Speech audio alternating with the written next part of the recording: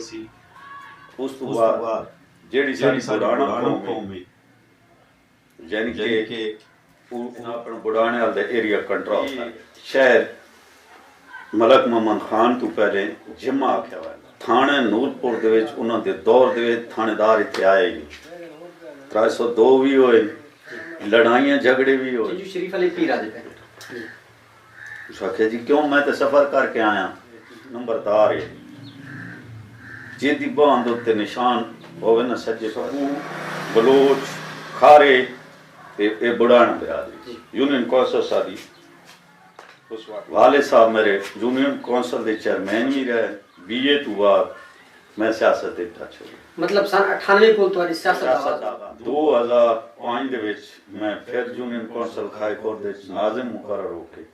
پھر پوری تحصیل دے ممبران جب ناظم رہے ہو تمہارے کوئی ترقیاتی کام بڑھانے ہوتے او دے وچ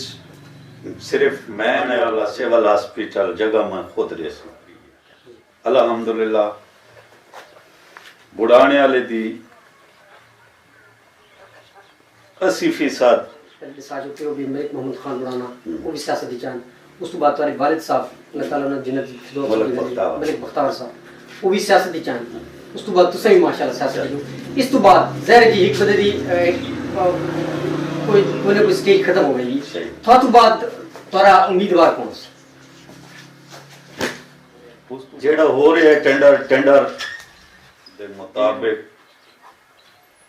10 کلومیٹر دے اندر ٹینڈر ہو سکتے